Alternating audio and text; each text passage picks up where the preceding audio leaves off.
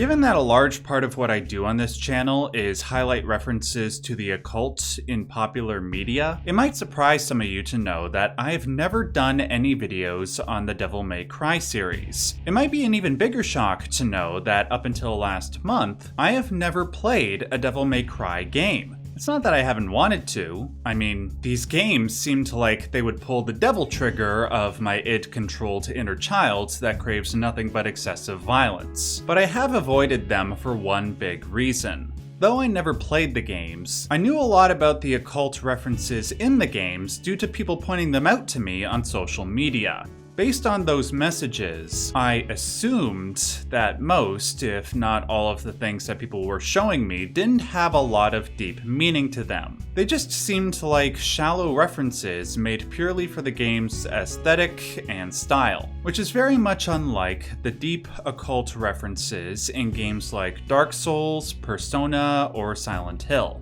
But when I was told the first game was around a 4-hour experience, I set aside a day last month to plow through it, just to see if my hypothesis was correct. And I'm happy to report that I was more wrong than the guy who put his entire life savings into Sony stock right before Concord was released. Not only have I found some deep symbolism, but I'm willing to bet I found at least one or two things that nobody in the Devil May Cry fandom has ever noticed. Before I get into all of that, I will say two quick things up front.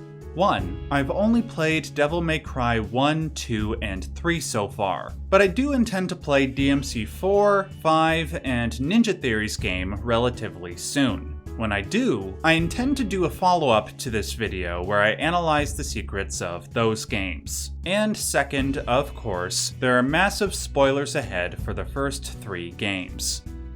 So let's start with the first game. Obviously, the story is one big metaphor for Dante overcoming the shackles of his heritage and becoming an authentic individual. Though he is half human and half demon, his immutable characteristics do not orchestrate his fate, like, say, the strings of the puppet monsters. He does not need to wear a mask, like the Wraiths do. In being his authentic self, he can wield power strong enough to topple gods, as he literally does at the end of the game, and as literally every protagonist does in every game ever made in Japan. But before he can do that, he must follow the Hermetic path. And just like with the aforementioned Dark Souls and Silent Hill, the main character often encounters the same tools and symbols along the way.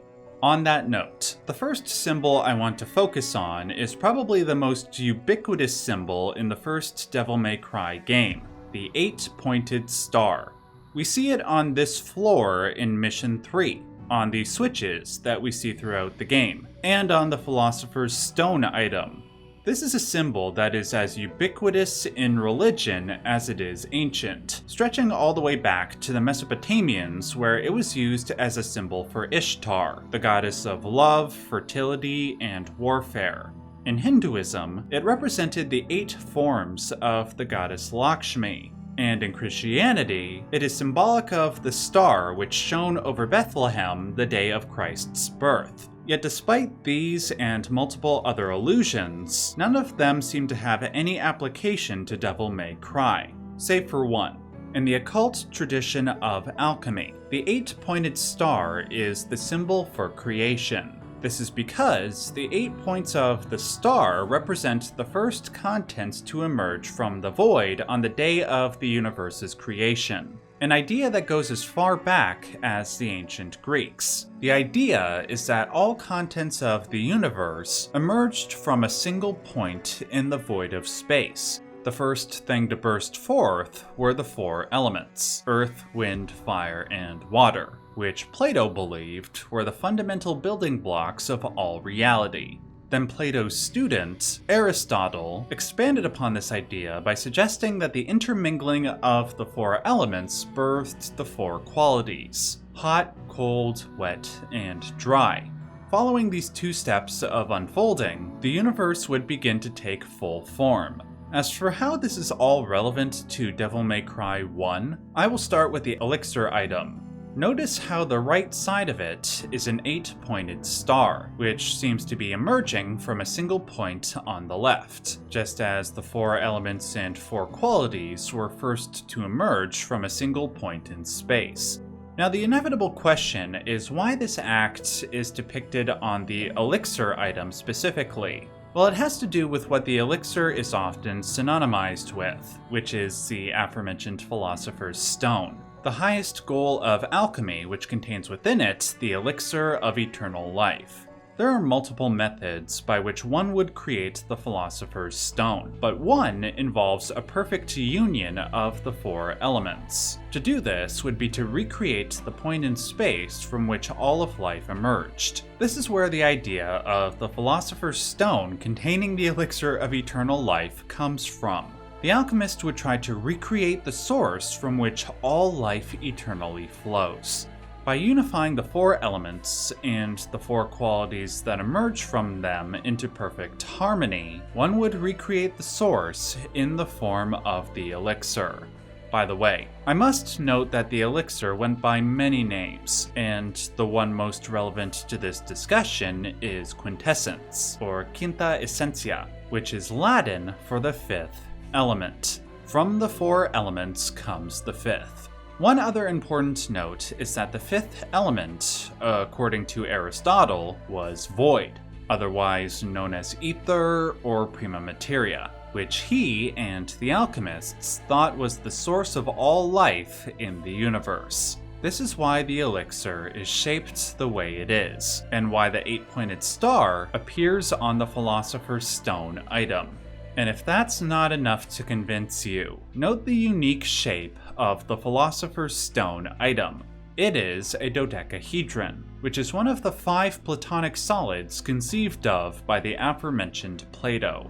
These solids are special because they are all congruent polygons, in that all their angles and faces are identical in shape and size. Now, why is this relevant? Well, Plato theorized that the classical elements were made up by these solids. Now guess which solid symbolized the 5th element? Yeah, the dodecahedron, which has the same shape as the Philosopher's Stone in Devil May Cry 1. But wait! There's more! Note how these 3 symbols on the Philosopher's Stone item match up with these 3 on the door switches seen throughout the game. These are the alchemical symbols for lead, gold, and silver. The other 2 are the alchemical symbols for iron and copper.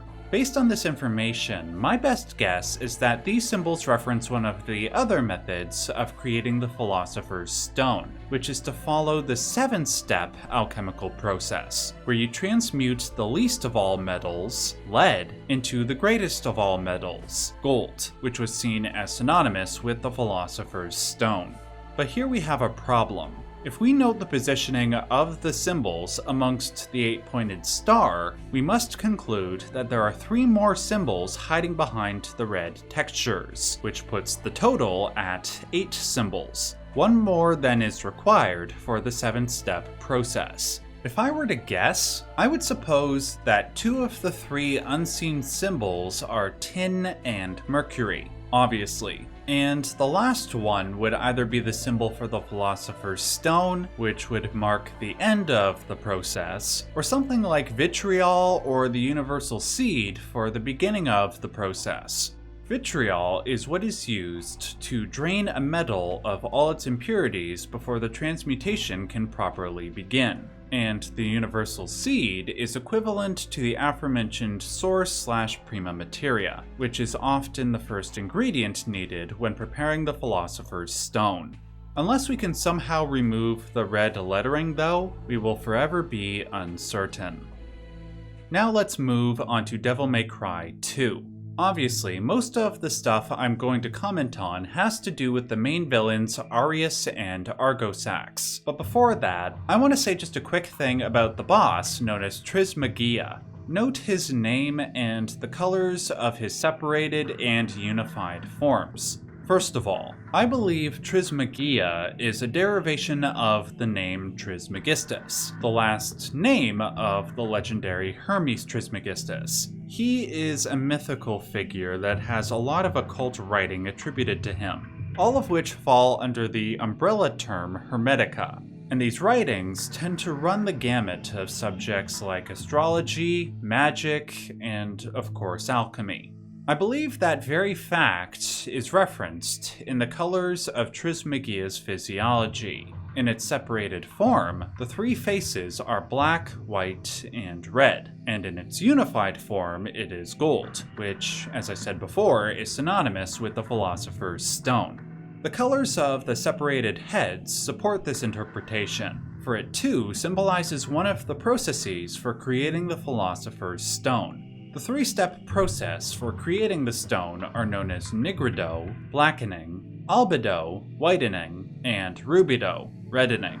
Nigredo is equivalent to the aforementioned source or prima materia. And as a matter of fact, Devil May Cry 2 features a pretty good illustration of the prima materia in the form of Argosax the Chaos. It is an amalgam of various forms of life in a black chaotic disunity. Albedo is an attempt to remove all forms of impurity from this chaos in order to bring it into a more ordered unity, which some alchemists thought could be done, as I said before, with vitriol. The final step, rubedo, is when all those impurities are removed. The result would be the Philosopher's Stone and/or the gold. Before I move on, I just want to say that this is another example of a common symbol seen by those walking the Hermetic path. If you want to see how this symbol shows up in Silent Hill, refer to my video titled Silent Hill Mythology: Secrets of the Rituals, which I will link in the description box below. Anyway, let's get to Arius and Argosax. As we already know, Arius wishes to unite the four arcana on the day of the solar eclipse in order to release the demon god Argosax from the underworld so he can take its power and become a god himself. The union of the four arcana paralleled the discussion we had a moment ago about the four elements, because occult traditions have the two sets parallel one another. This fact is alluded to by the symbols on the floor of Arius's boss arena. They are the symbols for the four classical elements. The union of both sets unlock a pathway to divinity.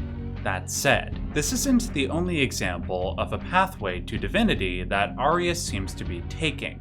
Note that Arius' ceremony, as I just said, is taking place during the eclipse, which is another very famous symbol for the Philosopher's Stone.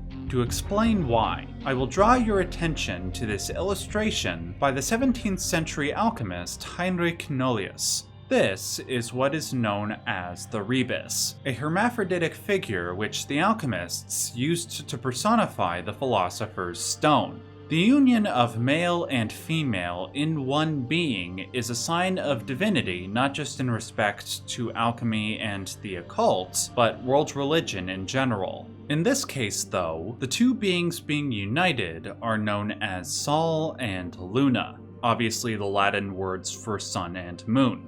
The sun represents pure masculine energy, and the moon represents pure feminine energy. When these two opposites are united in perfect unison, the ultimate goal of alchemy is achieved. In other words, the union of these energies is just another one of multiple ways that the Philosopher's Stone is created. Now we see this idea of the union of opposite genders in a couple of other places in Devil May Cry 2. One is on the Arcana Medalia, where we see the man and woman unifying. The other is in Argosax's physiology. When it transforms from its chaos form into its despair embodied form, we literally see their body change from male to female body parts. And just as I said before, the union of Sol and Luna, sun and moon, is also a common symbol found on the Hermetic path. In Silent Hill 1, the final boss of that game is the androgynous Baphomet. At the end of Elden Ring, which is a game made by the same company behind Dark Souls and arguably takes place in the same universe, the penultimate boss is Radagon/Marika, a single entity that splits into a separate man and woman. That said, there are references to Saul and Luna in the Dark Souls series as well. If you want to learn more about that, refer to my video titled Dark Souls is One Big Occult Metaphor and Here's Why. Link is in the description box below. And finally, Devil May Cry 3, Dante's Awakening. Though there are a couple of references here and there involving alchemy, like the union of the Golden Sun and Onyx Moonshard, or the Quicksilver fighting style, most of the game is actually a departure from that type of symbolism in favor of references to Buddhism. The 8-spoked wheel is probably the clearest reference in this regard, probably the most famous symbol of Buddhism. Another is the final item you get in the game, known as the Samsara, which is the name given to the cycle of reincarnation that Buddhists believe one goes through upon death. Though the one item I really want to focus in on is the Vajra item, which references both a ritualistic tool and concept from Buddhism. Translated from Sanskrit, Vajra means both thunderbolt and diamond. This is because both diamonds and thunderbolts were thought to have the strength to cut through the veil of reality so that the Buddhist may achieve nirvana, which is obviously the ultimate goal of Buddhism. But it is not enough to wield a physical Vajra. One must strengthen the mind to function like a Vajra through meditation and ritual. And Devil May Cry 3 just so happens to reference one such ritual. In order to obtain the Vajra item, Dante needs to go through 4 colored doors on his way up a dual spiral staircase. Those doors are colored red, blue, green, and yellow. These colors are representative of 4 of the 5 highest Buddhas from the Buddhist tradition, which are the most frequent source of meditation in the Vajrayana tradition of Buddhism, and especially the Japanese Shingon school, which the developers of Devil May Cry were most certainly influenced by. I say that because in my time researching Japanese games, I've seen these colors pop up, and they are always used to symbolize the highest divinity. I've seen them pop up in The Legend of Zelda Majora's Mask, Shin Megami Tensei 3, Persona, Super Mario RPG, and most recently in an old From Software game called Lost Kingdoms. By the way those colors are used in Lost Kingdoms is strikingly similar to a concept used in another game by that company. And yes, you guessed it, that game is Dark Souls. If you want to learn more about that, refer to my Lost Kingdoms video, which I will also link in the description box below. But let's focus on the purpose of these colors and how to use them. In Shingon Ritual, a student would be blindfolded, and then be asked to throw a flower upon a depiction of the 5 Tathagatas in their metaphysical abode, a space known as the Diamond Realm, or Vajradhatu. Where that flower lands would determine which Buddha the student should meditate on, along with the virtues they embody. If the ritual is successful, the student would be gifted a Vajra, which would indicate that they have embodied the virtues of the center Buddha, or 5th Buddha. In other words, by embodying the virtues of the other 4 Buddhas within yourself, by uniting them in perfect harmony, you would then automatically embody the 5th Buddha, the one known as Vairocana, aka Mahavairocana, who is the personification of the infinite void of nirvana. And oh yes, in case you already didn't guess it by the way I was obnoxiously accentuating the word 5th a moment ago, the 5 Tathagata Buddhas were also representative of the 4 classical elements plus void. So for Dante in Devil May Cry 3, he enters the 4 colored doors, contends with the challenges within each of them, and in the end, obtains the Vajra, which is the symbol of Mahavairocana. When he achieves this, he can obtain the Soul of Steel, which, just like the Philosopher's Stone, allows the wielder to transcend the negative effects of death. There are other aspects of these 3 games that I still need to analyze, but given what I have heard about Devil May Cry 4 and 5, I believe it is best to wait until I play those games before I give my full commentary. I refer specifically to things like the ubiquity of the caduceus symbol and its relation to the alchemical element of mercury, aka Quicksilver. I also refer to the symbol of the Sephirotic tree in Arius' arena, which is a concept that is also referenced frequently in the subsequent games. If you want to hear me analyze those concepts in a follow-up video, I kindly ask that you hit the like button, leave a comment, and maybe consider sharing this video around. That will help me gauge people's interest in this topic and whether or not I should move forward on a part 2.